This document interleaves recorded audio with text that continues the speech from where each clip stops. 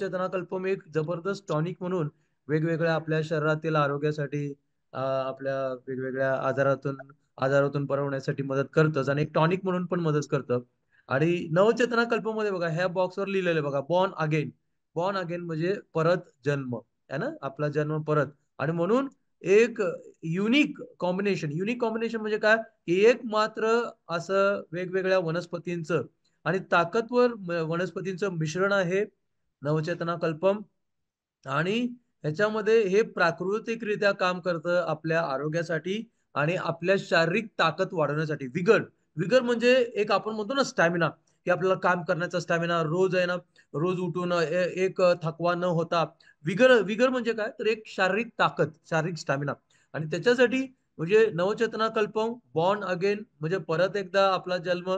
आणि खरंच आहे हे, की ज्यांनी ज्यांनी घेतलंय, काही लोकांना पहिल्या डोस मध्ये पण फायदा झालेला आहे. आणि एक मात्र असं वेगवेगळ्या पॉवरफुल है ना, पॉवरफुल वनस्पतींचं मिश्रण आहे नवचेतना कल्पम. आणि प्राकृतिकरित्या आपलं आरोग्य आणि आपली शारीरिक ताकद किंवा शरीराचा स्टॅमिना वाढवण्यासाठी. आणि बघा परत खाली काय लिहिलंय, विगर. विगर म्हणजे परत शारीरिक ताकद, व्हायटॅलिटी म्हणजे जीवनशक्ती, आणि फर्टिलिटी म्हणजे प्रजनन क्षमता, प्रजनन आरोग्य है ना. तर शारीरिक ताकद, शारीरिक जीवनशक्ती आणि प्रजनन आरोग्य आणि एक कंप्लीट न्यूट्रिशनल सप्लिमेंट म्हणजे संपूर्ण पोषक तत्वाचं एक सप्लिमेंट आहे नवचेतना कल्पम. आणि अशा प्रकारे बघा, आता नवचेतना कल्पम मध्ये आपण 7 प्रकारच्या धातूंच्या बद्दल विषय आपला असतो. आणि धातू म्हटलं की आपल्या समोर सोनं, चांदी, तांबे इतर धातू येतात. परंतु आयुर्वेदानुसार शरीरामधील हे 7 धातू पूर्णतः वेगळ्या आहेत आणि महत्वपूर्ण आहेत. बरं का, हे 7 धातू हे खूप महत्वपूर्ण आहेत. आयुर्वेद शास्त्रानुसार शरीराला ज्यांच्यामुळे आधार मिळतो व शरीराची वाढ ज्यांच्यामुळे होते त्यांना धातू म्हणतात. म्हणजे आपल्या शरीराची वजन, आपल्या शरीराची उंची, आपल्या शरीराचा विकास है ना, आपल्या अवयवांचा विकास या धातूंवर अवलंबून असतो. आणि शरीरातील सर्व अवयव या धातूंपासून निर्माण झालेले आहेत. म्हणजे जन्मल्यापासून आपल्याला शरीरात हे सगळे धातू असतात. आणि पण काय म्हणते का, तर आता 7 प्रकारचे धातू कुठले, तर रस, रक्त, मांस, अस्थि, मेद, मज्जा व शुक्र हे 7 धातू असून जन्म झाल्यापासून मध्यम वय म्हणजे 35, 40, 45 पर्यंत हे धातू शरीरामध्ये आपल्या वाढत असतात किंवा बॅलन्स होत असतात. पण वार्धक्य म्हणजे म्हातारपणामध्ये हे धातूंची झीज होऊ लागते, म्हणजे हे धातू शरीरातून कमी होऊ लागतात. आणि अशा प्रकारे है ना, मग हे धातू जर शरीरात कमी झाले की आपलं मग म्हातारपणाची प्रक्रिया, एजिंग प्रोसेस ज्याला म्हणतो आपण, किंवा हाडांची कमजोरी किंवा म्हातारपणामध्ये भूक कमी होते, म्हातारपणामध्ये झोप कमी होते, निर्णय लेण्याची क्षमता कमी होते. तर ह्या सगळ्या ज्या प्रक्रिया आहेत त्या धातू जसे जसे वयामुळे है ना, वय वाढल्यामुळे जसे जसे धातूंचं प्रमाण कमी होतं आणि ते मेंटेन होत नाहीत. अशा प्रकारे आपल्या शरीरामध्ये जरा बऱ्याच सारे म्हणजे पूर्ण शरीराची प्रक्रिया आहे ना, ती हळू होऊन जाते. म्हणजे ते परत काय म्हणतात ना, त्या प्रक्रिया परत नॉर्मल राहत नाहीत. आणि अशा प्रकारे ही धातूंची झीज. आणि मग आता पहिला धातू कुठला नवचेतना कल्पामध्ये? ओके. नवचेतना कल्पामध्ये पहिला धातू आहे रस धातू. म्हणजे मित्रांनो, शरीरामध्ये रस धातू हा पाण्याप्रमाणे असणारा द्रव धातू असून त्याची तुलना प्लाझ्मा म्हणजे प्लाझ्मा हे एक पांढऱ्या प्रकारचा द्रव असतो आपल्या शरीरामध्ये. आपल्या पेशींमध्ये पण प्लाझ्मा नावाचा द्रव असतो आणि हाच प्लाझ्मा है ना, तर शरीरामधील रसधातू हा पाण्याप्रमाणे असणारा द्रव धातू असून याची तुलना प्लाझ्मा बरोबर करता येते. पाण्यामुळे ज्याप्रमाणे सुकलेले झाड टवटवीत होते त्याप्रमाणे शरीरातील पोषक घटक है ना, शरीराला पोषक घटक पुरवण्याचं कार्य रसधातू करत असतो. आणि रसधातूमुळे सर्व शरीर आणि अवयवांना कार्य करण्यासाठी ऊर्जा मिळते. म्हणजे आपल्या शरीरामध्ये प्लाझ्मा नावाचा रसधातू किती महत्वाचा आहे, तर आपल्या शरीरामध्ये है ना, जे आपल्या सगळ्या पूर्ण शरीरामध्ये जर पोषक तत्वांना, पोषक घटकांना पुरवण्याचं काम कोण करतं, तर रसधातू. आणि एवढंच नाही, तर आपल्या शरीरातील जितके पण अवयव आहे, आपलं शरीर आहे, तर त्याला ऊर्जा पण देतं रसधातू. तर अशा प्रकारे पहिला धातू आहे आपला रसधातू. रक्तधातू. रक्तधातूमुळे शरीराला प्राणवायूचा पुरवठा होतो. म्हणजे काय, आता रक्तधातू म्हणजे रक्त, ऐक ना. तर रक्त काय करतं, आपल्या शरीराला ऑक्सिजनचा पुरवठा, प्राणवायूचा पुरवठा करतं, आहे का नाही, हिमोग्लोबिनच्या माध्यमातून.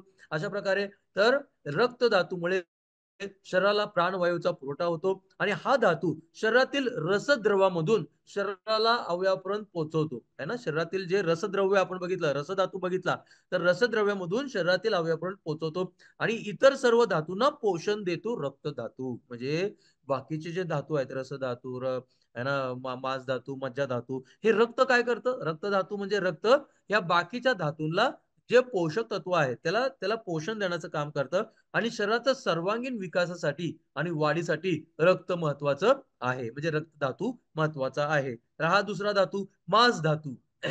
आता भिंतीवर ज्याप्रमाणे सिमेंटचा गिलाव केल्यामुळे आतील विटा झाकल्या जातात, त्याप्रमाणे मांस धातू आपल्या शरीराला आवरण म्हणजे मांस धातूचे आवरण हाडांच्या सांगड्यांवर होतं. आपल्या शरीरामधील स्नायू म्हणजे मांस धातू होय आणि ह्या स्नायूचं आकुंचन, प्रसरण, वात दोषाचं नियंत्रण करतं. म्हणजे बघा आपल्या जे बघा आता मांस धातूचा फायदा काय, तर एक गोष्ट आपल्या हाडांना पण ते एक काय म्हणतात ना, एक आवरण सारखं काम करतं हाडांना. आणि एवढंच नाही, हेच मांस धातू आपल्या अवयवांना पण झाकून ठेवतात आणि एक अवयवांचं संरक्षण पण करतात. हाडाच्या सापळ्याचं जे आहे ना त्याचं संरक्षण करतात आणि म्हणून पण हे स्नायू म्हणजे मांस धातू है ना, हे आकुंचन आणि प्रसारणाचा जो है ना हे प्रकार आहे तो वात दोषाच्या नियंत्रणामुळे होतो आणि म्हणून मांस धातू आपल्या शरीराला झाकण्याचं काम करतं, एक आवरणाचं काम करतं आणि आपल्या शरीराला एक चांगला है ना एक प्रकारचं म्हणजे वेगळं रूप देतो आपल्याला मांस धातू. आणि मांस धातू पण खूप महत्वाचा आहे. मेद धातू, आता मेद धातू म्हणजे फॅट्स म्हणतात त्याला आपण बरं का. फॅट्स म्हणजे चरबी. पण आता हिथं जी चरबीची विषय चाललाय तो हिथं जो हा चरबीचा विषय आहे निरोगी चरबी. म्हणजे आपल्या शरीराला बघा, आपल्या शरीराला जसं आपण आता राईस ब्रान विघ्न अर्थ राईस ब्रान ऑइल मध्ये काय म्हणतो, तर हे हेल्दी फॅट आहे. विघ्न अर्थ राईस ब्रान ऑइल हे हेल्दी फॅट आहे आणि म्हणून मग आपलं हिथं जो मेद धातू आहे तो आपल्या शरीराला गरजेचा किंवा आपल्या शरीराचं महत्वपूर्ण जे चरबी आहे त्या मेद म्हणजे चरबी धातू बद्दल आपल्याला इथं विषय चाललाय. मेद धातू हा शरीरामधील पिवळ्या रंगाचा धातू असून याच्यामुळे शरीराला विशिष्ट आकार मिळतो.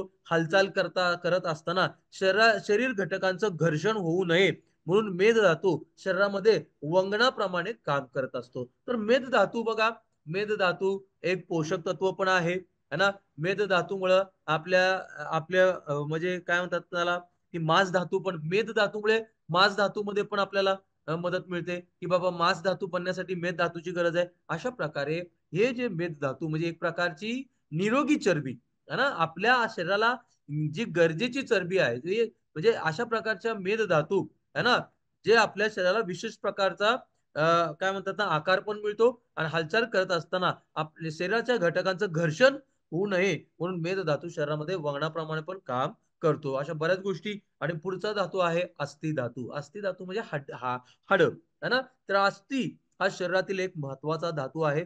अस्थि धातूमुळे शरीराचा सांगडा तयार होतो. अस्थि धातूमुळे आपण ताट उभे राहू शकतो. शरीराचा तोल सांभाळू शकतो. अस्थि शरीराच्या अवयवांचं बाह्य धक्क्यापासून संरक्षण करतं आणि तसेच अस्थिमध्ये मज्जा धातू समाविष्ट असते. मज्जा म्हणजे नसांची धातू है ना. तर अशा प्रकारे बघा, आता हाड जर नसती तर काय झालं असतं, आपण एक माणसाचा गोळा झाला असतो आणि आपल्याला असं सरकत सरकत जावं लागतं. पण अस्थि म्हणजे हाड असल्यामुळं, अस्थि धातू म्हणजे हाड असल्यामुळं आपल्या शरीराला आकार तर मिळतोच पण आपल्या शरीराला एक आकार मिळतो एक आणि सरळ उभं राहण्यासाठी मदत होते. आपल्या शरीराचा बॅलन्स जाऊ नये तर बॅलन्स म्हणजे आहे की नाही, आपण म्हणतो त्याला की है ना बॅलन्स म्हणजे तोल पण बॅलन्स करण्यासाठी मदत होते अस्थि धातूची. आणि अस्थि धातू म्हणजे ना अस्थि धातू मध्ये मज्जा धातू पण समाविष्ट आहे. आता पुढची जे धातू आहे मज्जा धातू, तर पाठीच्या मणक्याच्या आत किंवा हाडांच्या या पाठीच्या मणक्याच्या म्हणण्यापेक्षा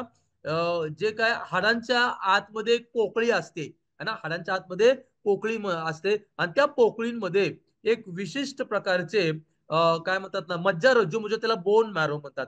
आणि हे जे बोन मॅरो आहे म्हणजे हाडांच्या मध्ये पोकळींमध्ये अशा प्रकारचे काही म्हणजे आपण मांसपेशी म्हणू शकतो त्याला, बोन मॅरो म्हणतो त्याला.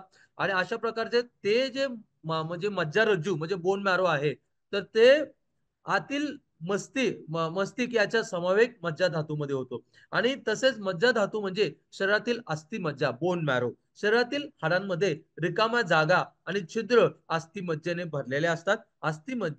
अस्थिमज्जामध्ये रक्तधातूतील तांबड्या पांढऱ्या तांबड्या पेशी, पांढऱ्या पेशी आणि प्लेटलेट्स तयार होतात. आणि म्हणून मज्जा धातू म्हणजे बोन मॅरो हाडांच्या पोकळीमध्ये जे एक प्रकारच्या मांसपेशी म्हणू शकतो किंवा एक प्रकारचा जे बोन मॅरो आपण त्याला म्हणतो, ह्याच बोन मॅरो मध्ये आपल्या पांढऱ्या पेशी, लाल पेशी आणि प्लेटलेट्स नावाच्या पेशी तयार होतात. आणि म्हणून मग बोन मॅरो पण आपल्या शरीरातील एक धातू आहे. मज्जा धातू म्हणजे बोन मॅरो पण धातू आहे. अशा प्रकारे शेवटचा धातू आहे है ना शुक्र धातू. तर सगळ्यात शेवटचा धातू म्हणजे शुक्र धातू. पुनरुत्पादन करणे, पुनरुत्पादन म्हणजे आपण एक ना बाळाला जन्म घालतो है ना, तर त्याला पुनरुत्पादन म्हणतो आपण, रिप्रोडक्शन म्हणू शकतो आपण. तर सगळ्यात शेवटचा धातू म्हणजे शुक्र धातू. पुनरुत्पादन करणे हे महत्वाचं कार्य शुक्र धातूचं आहे. अस्थि धातूपासून शुक्र धातूची निर्मिती होते. म्हणजे हाडांचा जो धातू अस्थि धातूपासून शुक्र धातूची निर्मिती होते. पांढऱ्या रंगामुळे या धातूला शुक्र असं म्हणले जाते. मनामध्ये धैर्य, प्रसन्नता, आनंद उत्पन्न करणे आणि शारीरिक बल उत्तम राखणे हे शुक्र धातूचं कार्य आहे. आणि म्हणून मित्रांनो बघा, वय झालं की काय होतं, आपल्या मनामध्ये धैर्य कमी होतं. वय झालं की काय होतं, प्रसन्नता कमी होते, आनंद कमी होतो, शारीरिक बल कमी होतं वय झाल्यामुळं. मग अशा प्रकारे बघा, म्हणून इथं शुक्र धातू म्हणजे आपण त्याला म्हणूया की टेस्टोस्टेरॉन म्हणजे जो हार्मोन आहे. आता शुक्र धातू हा वेगळा आहे. शुक्र धातूमुळे टेस्टोस्टेरॉन नावाचा जो पुरुषांचा हार्मोन आहे तो तयार होतो. आणि टेस्टोस्टेरॉन जर चांगला असेल तर मनामध्ये धैर्य, टेस्टोस्टेरॉन जर चांगला असेल तर प्रसन्नता, टेस्टोस्टेरॉन जर चांगला असेल तर आनंद, आनंदी माणूस आणि बल, एक ताकद आहे ना. आता बघा, पैलवान लोक टेस्टोस्टेरॉन घेतात, बाहेरून घेतात, इंजेक्शनच्या माध्यमातून वेगवेगळ्या घेतात है ना. तर आता हे टेस्टोस्टेरॉन गेल्यामुळं पैलवान लोकांच्या धैर्य पण असतं, पहिल्या लोकांमध्ये प्रसन्नता असते, आनंदी राहतात ते, आणि शारीरिक ताकद असते टेस्टोस्टेरॉन. म्हणजे शुक्र धातूचा उपयोग, जर शुक्र धातू म्हणजे आपण नवचेतना कल्पमच्या माध्यमातून जर आपल्याला शुक्र धातू मिळाला तर आपलं टेस्टोस्टेरॉनचं प्रमाण नॉर्मल होईल. आणि टेस्टोस्टेरॉनचं प्रमाण नॉर्मल झालं तर मनामध्ये धैर्य. म्हणजे आता शुक्र धातू हे महिलांमध्ये पण असतात मित्रांनो, पण ते कमी प्रमाणात असतात. महिलांमध्ये शुक्र धातू कमी प्रमाणात असतात, पुरुषांमध्ये जास्त असतात. आणि म्हणून मग जास्त धैर्याचं काम कोण करतं किंवा जास्त प्रसन्नता असतं तर हे अशा प्रकारे पुरुष. आणि म्हणून बघा, मनामध्ये धैर्य, शारीरिक ताकद आणि प्रसन्नता है ना, शारीरिक बल आपण म्हणतो, अशा प्रकारे हे उत्तम बल राखणे हे शुक्र धातूचं कार्य आहे. शुक्र धातू पुरुषांप्रमाणे स्त्री शरीरामध्ये देखील असतो आणि स्त्री हार्मोन व बीज तयार करण्यासाठी उपयुक्त असतो शुक्र धातू. पुरुषांमध्ये मात्र संपूर्ण शरीरात व्याप्त शुक्र धातू समागमाच्या वेळी अत्युच्च आनंदाच्या क्षणी पुरुषाच्या जननेंद्रियातून बाहेर पडतो. म्हणजे वीर्य सारखा बाहेर पडतो आणि गर्भनिर्मितीसाठी कारणीभूत ठरतो. आणि अशा प्रकारे हा शुक्र धातू पण आपल्या आरोग्यासाठी महत्वाचा आहे. आता बर का, आता हे सगळे धातू महत्वाचे आहेत. आणि हृदय, आमाशय म्हणजे पॅन्क्रियास है ना, आंत्र म्हणजे आतड्या, मूत्राशय है ना म्हणजे युरिनरी ब्लॅडर, वृक्क म्हणजे किडनी इत्यादी, म्हणजे हृदय, आमाशय, आंत्र म्हणजे आतड्या, मूत्राशय, वृक्क म्हणजे किडनी इत्यादी सर्व अवयव धातूंपासून निर्माण झाले असून श्वसन म्हणा, रक्तभिसरण म्हणा, पचन म्हणा, मूत्र निर्मिती या शरीरातील सगळ्या क्रिया या अवयवामार्फत घडून येतात. आणि म्हणून बर का, हे आपलं हृदय, आपलं बघा आता नवचेतना कल्पम हृदयाच्या स्थितीमध्ये किंवा हृदयाच्या आरोग्यामध्ये का महत्वपूर्ण आहे. नवचेतना कल्पम आमाशय म्हणजे पॅन्क्रियास मध्ये का महत्वाचं आहे, आपल्या आतड्याच्या आरोग्यामध्ये का महत्वाचं आहे, मूत्राशय किंवा लघवीची समस्या असतील तर का महत्वाचं आहे, किडनीची समस्या असेल तर का महत्वाचं आहे. कारण हे सगळे अवयव धातूंपासून बनतात. आणि धातू कशामध्ये आहेत तर आपल्या नवचेतना कल्पमध्ये आहेत. आणि नवचेतना कल्पम का घ्यायचं तर जसं आपण 35-40ला पोहोचतो, 30 नंतर काय होतं, आपल्या शरीरातल्या धातूचं प्रमाण कमी व्हायला लागतं आणि ते धातू काय बॅलन्स होत नाहीत. आणि धातूंच्या कमतरतेमुळं, प्रमाण कमी झाल्यामुळं सगळ्या शारीरिक प्रक्रिया हळू होतात. म्हणजे आणि अशा प्रकारे आपल्याला जर परत धातूंना जर बॅलन्स करायचा असेल आणि धातू बॅलन्स झाले, आपल्या शरीरामध्ये जर धातू बॅलन्स झाले तर आपलं निरोगी शरीर, निरोगी अवयव, रोग प्रतिकार क्षमता, बऱ्याच गोष्टींमध्ये, आणि म्हणजे एकंदरीत सगळ्या शरीराच्या आरोग्यासाठी एक जबरदस्त प्रॉडक्ट म्हणून आपण नवचेतना कल्पमच्या माध्यमातून ह्या धातूंचा फायदा आपण घेऊ शकतो. आणि म्हणून हृदय, आमाशय, आंत्र, मूत्राशय, वृक्क म्हणजे किडनी इत्यादी सर्व अवयव धातूंपासून निर्माण झाले असून श्वसन, रक्तभिसरण, पचन, मूत्र निर्मिती या क्रिया या अवयवांमार्फत घडवून येतात. आता धन्वंतरीचे नवचेतना कल्पम हे या धातूंशी निगडीत सर्व समस्यांवर रामबाण उपाय आहे बरं का. आणि नवचेतना कल्पम मध्ये असलेले पोषक तत्व विशेषतः हृदयाचे आरोग्य, मज्जातंतूंचं म्हणजे नसांचं आरोग्य है ना, लिव्हर, किडनी, लैंगिक आरोग्य आणि अशा म्हणजे आता इथं 4-5च आरोग्य सांगितलंय. हृदय आरोग्य, मज्जातंतू, लिव्हर, किडनी तर हे तर 4-5च सांगितलंय. पण आपल्या शरीरामध्ये सगळ्या संपूर्ण शरीराला मदत करतं नवचेतना कल्पम. तुमच्या मेंदूचा विकार असेल म्हणजे ताणतणाव असेल, डिप्रेशन असेल, चिंता म्हणजे अँक्झायटी असेल, त्याच्यानंतर तुमचे मणक्यांचं दुखणं असेल, तुमच्या पाचन संस्था असेल, तुमच्या आतड्यांचं आरोग्य, रक्त वाढवणे है ना, स्नायूला मजबूत करणं, हाडांना मजबूत करणं, असे शेकडो शेकडो हजारो आरोग्याच्या फायद्यासाठी नवचेतना कल्पम फायदेशीर आहे. आता धन्वंतरीचे नवचेतना कल्पम मधील घटकांचे आरोग्याचे काय लाभ आहेत आपण आता बघूया. पहिला घटक आहे, पहिली वनस्पती आहे नवचेतना कल्पमची एशियन जिनसेंग. आता एशियन जिनसेंग ही शारीरिक आणि मानसिक ऊर्जा वाढवतो आणि तणाव कमी करतं आणि प्रतिकार शक्तीला मजबूत करतं. मित्रांनो, तुम्हाला मला सांगायचंय की आज प्रत्येक माणूस शारीरिक आणि मानसिक ऊर्जासाठी किती प्रयत्न करतो, किती वेगवेगळं खाणं खातो है ना, शारीरिक आणि मानसिक ऊर्जा वाढवण्यासाठी, तणाव कमी करण्यासाठी, प्रतिकार शक्ती वाढवण्यासाठी. पण हे शब्द आहेत ना, हे आपल्याला साधारण वाटतात. कुठले? शारीरिक आणि मानसिक ऊर्जा म्हणा किंवा तणाव कमी करणे म्हणा किंवा प्रतिकारशक्ती, हे शब्द आपल्याला ऐकून आहे ना साधारण वाटतात. पण ज्या लोकांना शारीरिक आणि मानसिक ऊर्जा वाढते है ना, तणाव कमी होतो आणि प्रतिकार शक्ती मजबूत होते, त्या लोकांना त्याचा जो आनंद आहे, त्याचं जे एक एक समाधान म्हणतो आपण, त्या लोकांना माहितीये की हे शारीरिक आणि मानसिक ऊर्जा वाढल्यानंतर काय एक समाधान राहतं. तणाव कमी झाल्यानंतर किती समाधानी राहतो माणसं, किती किती आनंदी राहतो. प्रतिकारशक्ती मजबूत झाल्यानंतर किती ताकदवर राहतो किंवा निरोगी राहतो माणूस. हे ना, हे शब्द रोजचे असल्यामुळे आपल्याला त्याचं महत्व नाहीये. पण ह्या शब्दांचा खरोखर ज्यावेळेला रिझल्ट आपल्या शरीरामध्ये होतो, है ना, नवचेतना कल्पमच्या माध्यमातून, त्यावेळेला आपल्याला वाटतं की अरे हे माझं खरं निरोगी आहे. इतके दिवस मला जे वाटत होतं, हे फक्त मला वाटत होतं की मी निरोगी आहे. पण नवचेतना कल्पम घेतल्यानंतर जे तुमची शारीरिक आणि मानसिक ऊर्जा वाढते,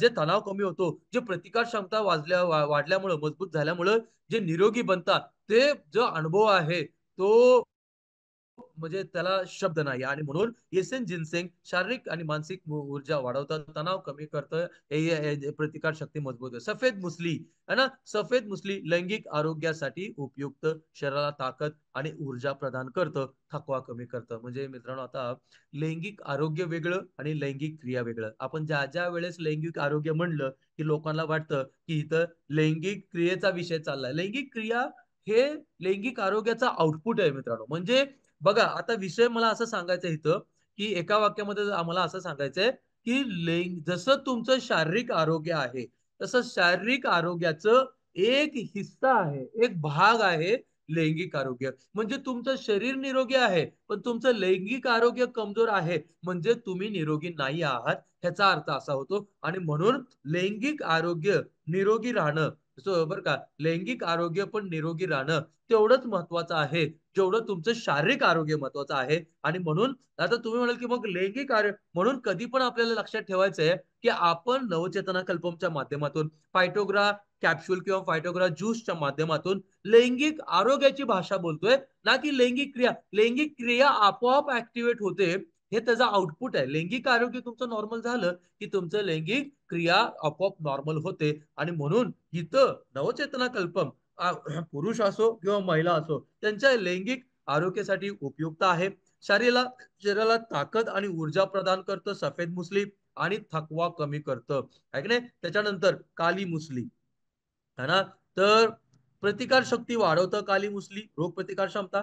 शारीरिक कमजोरी दूर करतं आणि लैंगिक आरोग्य सुधारतं. अश्वगंधा तणाव आणि चिंता कमी करतो. तुम्हाला बोलायचं आता तणाव आणि चिंता जर विषयाचा ज्यावेळेस तणाव आणि चिंताचा विषय येतो, तुम्हाला सांगतो मोठ्या मोठ्या सायकॅट्रिस्ट आणि मोठ्या मोठ्या न्यूरोलॉजिस्टकडे पण तणाव चिंतासाठी आहे ना, जरी औषधं असली तरी त्याचा काय उपयोग नाही. आणि काय औषध आहेत तणाव चिंतेसाठी? तर झोपेची औषध आहेत, मेंदूला सुस्त ठेवण्याची औषध आहेत, त्याला आपण सेडेटिव्ह म्हणतो है ना. आपण अश्वगंधा 3000 वर्षांपासून अश्वगंधाला तणाव आणि चिंता कमी करण्यासाठी मदत करतं. अश्वगंधा शारीरिक आणि मानसिक ताकद वाढवतं. बघा, आज मानसिक ताकद वाढवण्यासाठी कित्येक औषधं, कित्येक गोष्टी प्रयत्न करतात लोक. पण धन्वंतरीचं नवचेतना कल्पम आहे की नाही, तणाव चिंताला कमी करतं, पण शारीरिक आणि मानसिक ताकद, मानसिक खूप महत्वाचं आहे ना. तर मानसिक ताकद वाढवतं, प्रतिकार शक्ती सुधारतं है ना. नवचेतना कल्पमध्ये गोक्षरू जी पाचवी वनस्पती आहे, गोक्षरू लैंगिक शक्ती वाढवतं, शारीरिक थकवा कमी करतं. आता लैंगिक शक्तीमध्ये आधुनिक विषय येतो, की मित्रांनो आपल्याला ज्यावेळेला आपण लैंगिक शक्तीबद्दल किंवा लैंगिक क्रियाबद्दल किंवा लैंगिक आरोग्याबद्दल बोलतो, त्यावेळेला आपल्याला थोडंसं कसं तरी आपल्याला होतं. पण तुम्हाला मी सांगतो, की ज्या लग्न झालेल्या जोडप्यांमध्ये ज्यांना मुलं होत नाहीयेत, त्यांना त्याचं दुःख माहिती आहे. म्हणजे लैंगिक शक्ती किंवा लैंगिक आरोग्य यांना किती महत्वाचं आहे, लैंगिक क्रिया किती महत्वाची आहे बाळाला जन्मासाठी. आणि म्हणून हा जो विषय आहे, एक वैज्ञानिक विषय म्हणून किंवा एक एक ज्ञान, एक चांगलं ज्ञान म्हणून जर तुम्ही घेतलं, तर तुम्ही जरूर बाहेरपर्यंत म्हणजे लोकांपर्यंत हा विषय तुम्ही पोहोचवू शकता. कारण लैंगिक शक्ती किंवा लैंगिक आरोग्याचा विषय किंवा लैंगिक जो क्रिया आहे, हा विषय हा आपल्या भारतीय संस्कृतीमध्ये बोलला जात नाही, ओपनली बोलला जात नाही आणि त्याच्यामुळे कित्येक लोकांना त्रास होतोय. त्रास झाल्यानंतर पण ते बोलू शकत नाहीयेत. अशा लोकांना आपण जर एक ज्ञान म्हणून है ना, लैंगिक शक्ती किंवा लैंगिक आरोग्याचं ज्ञान म्हणून जर त्यांना सांगितलं, तर 100% ते आपल्याकडे ओपन होऊ शकतील. कित्येक लोकांचा फायदा होऊ शकतो. बरं का? है ना? मुलं होण्यासाठी, प्रेग्नन्सी राहण्यासाठी आणि म्हणून लैंगिक शक्ती वाढवतो गोक्षरू आणि शारीरिक थकवा कमी होतो. बघा, आज बघा जनरली आपण बघा शारीरिक थकवाचा विषय आला, की आजच्या पिढीला पण काय होतं, एवढं काम असतं, एवढं मेंदूचं काम असतं, की ते संध्याकाळी थकतात आणि थकव्यामुळं आहे की नाही, थकव्यामुळं काय होतं, तर म्हणजे प्रेग्नंट राहायला म्हणजे त्यांना ती प्रेग्नंट राहण्यासाठी जी क्रिया आहे, त्यासाठी वेळ मिळत नाही आणि म्हणून थकवा कमी करणं पण महत्वाचं आहे. त्याच्यानंतर 6वी वनस्पती आहे शतावरी. शतावरी महिलांच्या आरोग्यासाठी लाभदायक, महिलांचा हार्मोन संतुलन करतं शतावरी आणि प्रतिकार क्षमता. मित्रांनो, आज ज्यावेळेला अ, महिलांचा आरोग्याचा विषय चाललाय, तर महिलांचं आरोग्य पण खूप मोठा प्रश्न आहे. आज सरकार पण रक्तवाढीच्या गोळ्या फ्रीमध्ये देतंय, कॅल्शियम फ्रीमध्ये देतंय सिव्हिल हॉस्पिटलमध्ये. म्हणजे महिलांच्या आरोग्य इतका इतका महत्वाचा आहे आणि इतका खालवतोय महिलांचं आरोग्य. आणि म्हणून सरकार पण तिथं त्यांनी पण काही म्हणजे काय म्हणतात ना ऍक्टिव्हिटी सुरू केल्या आहेत तिथं, बरं का. जिथं महिलांचं आरोग्य महत्वाचं आहे, तिथं हार्मोन्स हा विषय पण खूप जटिल आहे. जटिल म्हणजे कॉम्प्लिकेटेड आहे. हार्मोन्सला कसं बॅलन्स करायचं हा सगळ्यात मोठा विषय. आज मोठ्यात मोठे गायनेकॉलॉजिस्टकडे आपण जातो, स्त्रीरोग तज्ञांकडे जातो. त्यांच्याकडे पण हार्मोनसाठी काय आहे, तर जे सिंथेटिक हार्मोन्स म्हणतो, जे जनावरांच्यातून हार्मोन्स घेतलेले असतात, ते त्याच्यात काहीतरी बदल करतात हार्मोन्स मध्ये है ना. रक्तातून घेतलेल्या हार्मोन्स बाहेरून घेतलेल्या हार्मोन्स मध्ये बदल करतात आणि ते देतात आणि त्याचा साईड इफेक्ट होतो. पण आपल्या शतावरी आहे है ना, किंवा आपल्या जे नवचेतना कल्पमध्ये हे सगळे घटक काय करतात, तर प्राकृतिकरित्या हार्मोनल संतुलन करतात. आणि हार्मोनल संतुलन म्हणजे महिन्याची पाळी नॉर्मल, हार्मोनल संतुलन म्हणजे महिलांचे जे ओव्हरीज असतात अंडी ते नॉर्मल, हार्मोनल संतुलन म्हणजे पिरियड्स नॉर्मल, हार्मोनल संतुलन म्हणजे पांढऱ्या पाण्याचा समस्या ठीक होणे, हार्मोनल संतुलन म्हणजे ज्या महिलांना रक्तस्राव होतोय, ब्लिडिंग,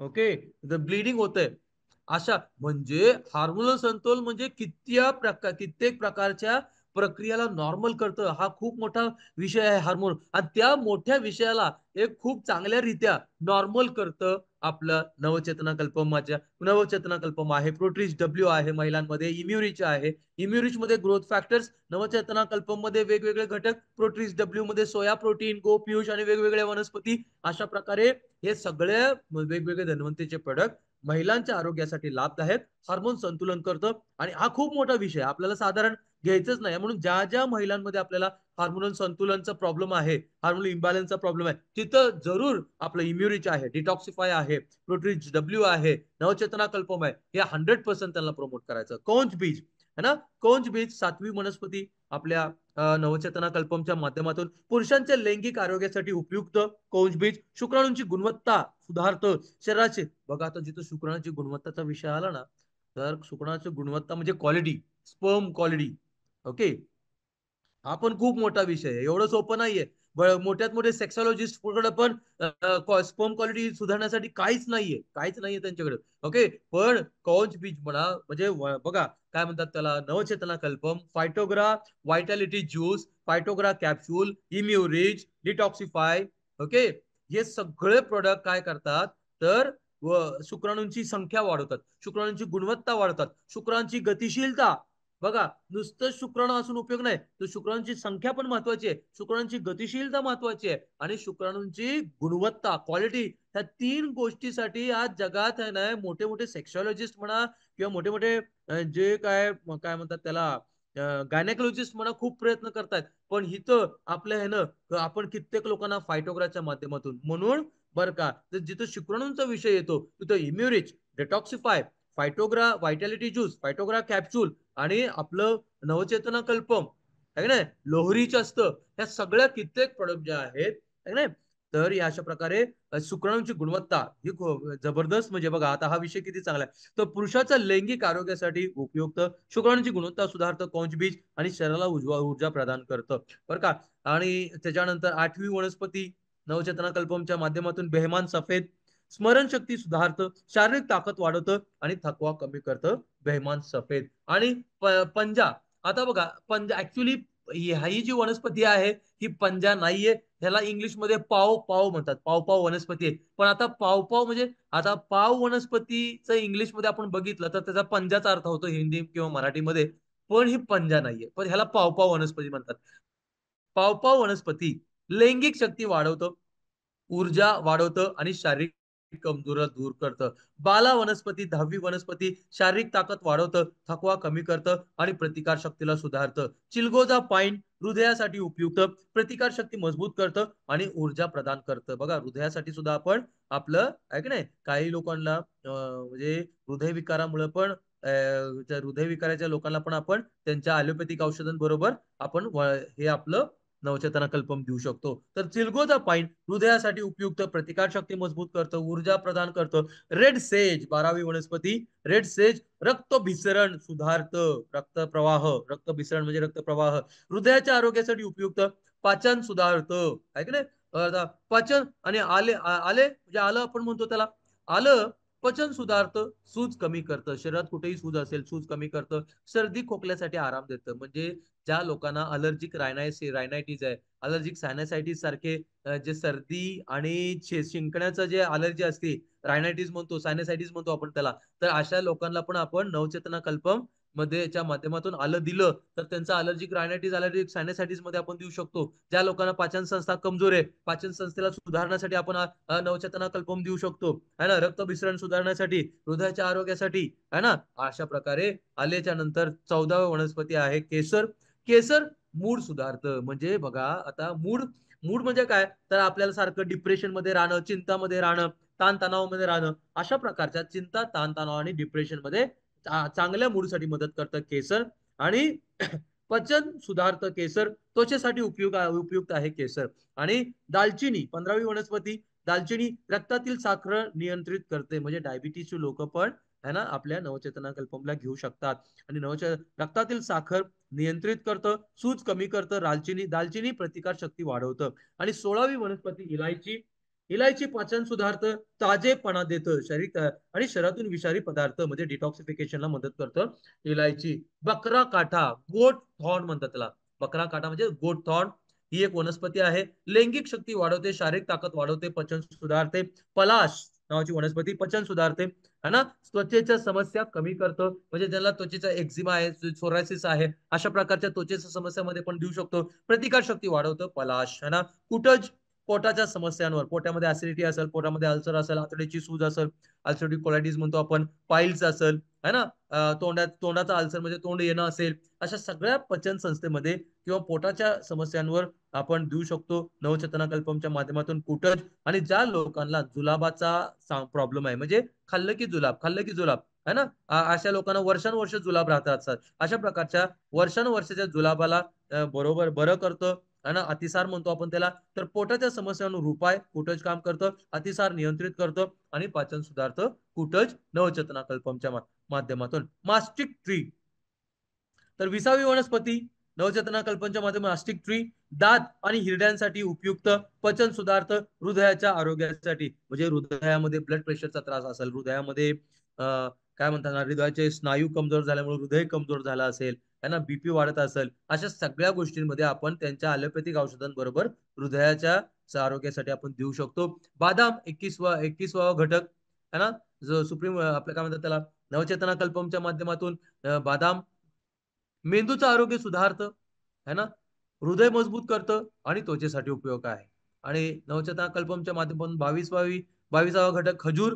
खजूर उजाड प्रदान करतं, पचन सुधारतं आणि शारीरिक ताकद वाढवतं. शल्मली त्वचेसाठी उपयुक्त, केस मजबूत करतं आणि पचन सुधारतं. त्यांना केस मजबूत पाहिजे त्याच्यामध्ये पण आपण वापरू शकतो. आणि नारळ 24वा घटक, नारळ शरीराचे जलसंचय. जलसंचय म्हणजे काय, पाण्याचं प्रमाण, आपल्या शरीरामध्ये पाण्याचं प्रमाण व्यवस्थित ठेवतं नारळ, आणि पचन सुधारतं आणि ऊर्जा प्रदान करतं नारळ नवचेतना कल्पमच्या माध्यमातून. कलिंगड जलसंचय म्हणजे कलिंगड पण आपल्या शरीरामध्ये पाण्याचं प्रमाण बॅलन्स ठेवतं, त्वचेचं आरोग्य सुधारतं, शरीराला थंडावा देतं. ज्यांच्या शरीरामध्ये उष्णतेचा प्रॉब्लेम समस्या आहे तर त्याला शरीराला थंडावा देतं. ऊस है ना, तर नवचेतना कल्पमच्या माध्यमातून ऊस हाडांना मजबूत करतं, पाचन सुधारतं आणि शरीराला ऊर्जा प्रदान करतं. सुरंजन सांध्यातील वेदना कमी करतं, म्हणजे ज्या लोकांना सांधेदुखी आहे त्या लोकांमध्ये पण आपण वयस्कर लोकांना देऊ शकतो. सांध्यातील वेदना कमी करतं, सूज कमी करतं, सांधीवातासाठी उपयुक्त आहे. म्हणजे ज्यांना वयामुळे सांधेदुखी आहे त्याच्यामध्ये पण सांधेदुखीला कमी करण्यासाठी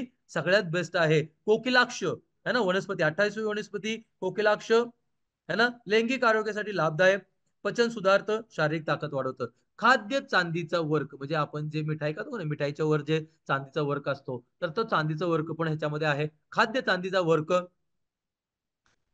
शारीरिक ताकद वाढवतो, प्रतिकार शक्ती वाढवतो आणि हृदयाच्या आरोग्यासाठी उपयुक्त आहे. शिलाजीत ऊर्जा वाढवतं, लैंगिक आरोग्य सुधारतं आणि प्रतिकार शक्तीला मजबूत करतं. वांग भस्म शारीरिक कमजोरीला दूर करतं, लैंगिक शक्ती वाढवतं, त्वचेसाठी उपयुक्त आहे. लोह मृत्तिका भस्म रक्तक्षय म्हणजे ज्या लोकांमध्ये रक्त कमी होते है ना, त्याला म्हणतात आपण काय म्हणतात त्याला, अॅनिमिया है ना, तर रक्त वाढीसाठी मदत करतं लोह मृत्तिका भस्म, ऊर्जा वाढवतं आणि प्रतिकार क्षमताला सुधारतं. आणि 33वी वनस्पती शाही मोम प्रतिकार शक्ती वाढवते, शारीरिक ताकद वाढवतं आणि त्वचेसाठी उपयोग. गुलकंद पचन सुधारतो, शरीराला थंडावा देतं आणि त्वचेसाठी उपयोग. मध शारीरिक ताकद वाढवतं, प्रतिकार शक्ती वाढवतं आणि हृदयाच्या आरोग्यासाठी उपयुक्त आहे है ना.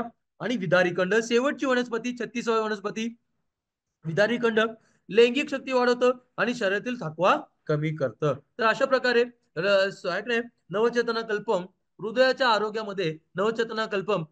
आरोग्यासाठी अनेक फायदा देतो. हृदयाचे ठोके नियमित राहण्यासाठी, बघा हा पण खूप मोठा विषय आहे की तुमचं हृदयाचे ठोके नियमित राहणे. ओके, तर ते पण त्याला मदत करतं. रक्तदाब म्हणजे ब्लड प्रेशर नियंत्रित म्हणजे बॅलन्स कंट्रोल करतं आणि रक्त प्रवाह वाढण्यास मदत करतं हृदयाच्या आरोग्यामध्ये नवचेतना कल्पम मेंदूच्या आरोग्यामध्ये तुमच्या चेतपेशींचं आरोग्य सुधारण्यास मदत करतं, मेंदूची कार्यक्षमता वाढवतं. बघा आता मेंदूच्या आरोग्यामध्ये तुम्हाला सांगतो की संध्यात्मक कार्य म्हणतात, कॉग्निटिव्ह फंक्शन म्हणतो आपण इंग्लिशमध्ये त्याला. संध्यात्मक कार्य म्हणजे काय माहितीये का, की आपली जी विचार करण्याची क्षमता आहे, निर्णय घेण्याची क्षमता आहे, किंवा लक्षात ठेवण्याची क्षमता आहे, किंवा भाषाचा वापर करण्याची क्षमता आहे, ह्या सगळ्या क्षमतांना संध्यात्मक क्षमता म्हणतो. जसं जसं वय वाढतंय आपली स्मरणशक्ती कमी होतीये, निर्णय घेण्याची क्षमता कमी होतीये, लक्षात ठेवण्याची है ना क्षमता, अशा ह्या सगळ्या ह्या मेंदूच्या क्षमता म्हणजे संध्यात्मक कार्य किंवा कॉग्निटिव्ह फंक्शन्स अशा प्रकारच्या मेंदूच्या संध्यात्मक कार्यासाठी पण मदत करतं आणि मेंदूची कार्यक्षमता वाढवण्यासाठी मेंदूच्या आरोग्यामध्ये नवचेतना कल्पम सगळ्यात बेस्ट आहे. मित्रांनो, लिव्हरच्या आरोग्यामध्ये लिव्हरच्या आरोग्यासाठी नवचेतना कल्प मधील घटक अनेक फायदे देतात. नवचेतना कल्प मधील घटक लिव्हर स्वच्छ करतात, विषारीपणा कमी करतात, विषारी घटक है ना, जे टॉक्सिक सबस्टन्स ते कमी करतात, फॅटी लिव्हर नियंत्रित करतात आणि लिव्हरचे आरोग्य राखण्यास मदत करतात. लिव्हरच्या आरोग्यामध्ये, किडनीच्या आरोग्यामध्ये, किडनी हा शरीरातील एक लहानसा अवयव आहे, पण तो आपल्या शरीर आणि आरोग्यासाठी खूप महत्वाचा असतो आणि किडनीच्या आरोग्यासाठी नवचेतना कल्पम फायदेशीर आहे. लैंगिक आरोग्यासाठी आपला विषय झालेला आहे. लैंगिक आरोग्य वेगळं आणि लैंगिक क्रिया वेगळं. लैंगिक आरोग्य सुधारतं, जसे की कामेच्छा कमी असेल तर कामेच्छा वाढवतं, इरेक्टाईल डिस्फंक्शन असेल तर इरेक्टाईल इरेक्शन साठी मदत करतं.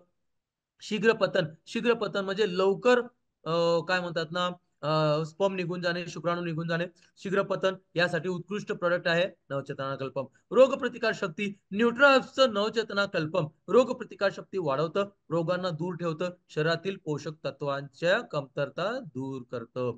आणि अशा प्रकारे किती घ्यायचं आपल्याला नवचेतना कल्पम, तर 5 ग्राम किंवा 1 चमचा नवचेतना कल्पम थंड दुधासोबत चावून खायचा आहे. म्हणजे मित्रांनो, मला तुम्हाला सांगायचंय की 30 ग्रामची डबी आहे. किती सांगितलंय? 5 ग्राम. म्हणजे 30 ग्रामची डबी म्हणजे 6 दिवसाची डबी.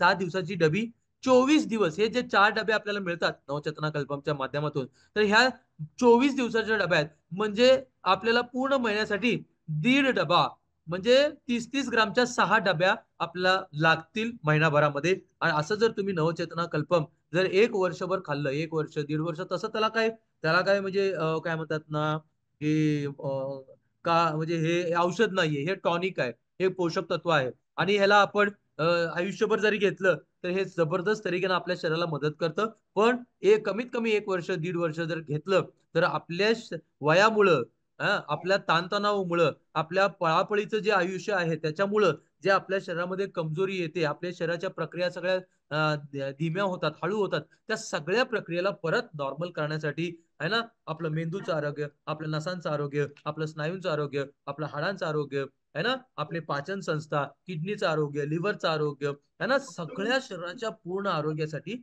नवचेतना Kalpam best of the best product. Thank you very much.